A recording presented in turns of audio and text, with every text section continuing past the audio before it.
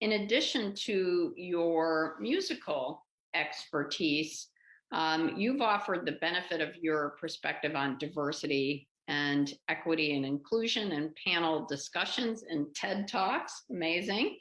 And those talks that you've done have been very instrumental in raising awareness and action toward cultural equity and representation. So tell us about how your experiences have informed your advice and guidance for folks who are listening today. Yeah, thank you for that question. It's very thoughtful that the people who are preparing this panel, really researched everyone's background. I agree with Valeria. I think that the asset perspective and asset mindset is very important. And for me, it was the same case. I didn't want to be labeled, the Ecuadorian violinist who wasn't good enough, or who couldn't play at the same level than my, affluent Fairfield County white violinist who had all the access and resources to have access to a quality education. So I always stayed mindful that there's a big population that may not feel empowered, may not see that their voice matters.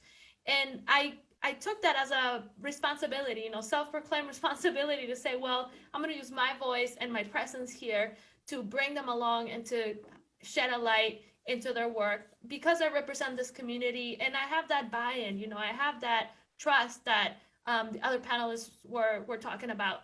So one of the benefits that I've had now in my career is that other people have opened many doors for me, and other mentors have opened doors for me. And I've lived, especially through one of our most recent national recognitions, I lived through that saying that says, surround yourself with people that will not be afraid to mention your name in a room full of opportunities.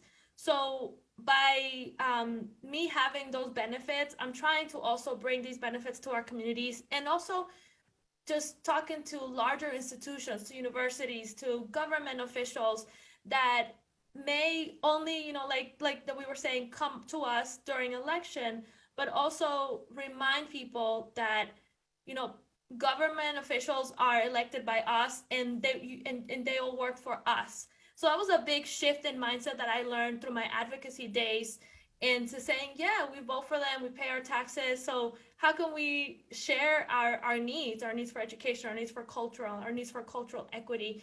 And that's something that I've been always passionate about, and I will continue to do it, and grateful to have the opportunity to bring it to this panel specifically. So thank you for that question, Lieutenant Governor.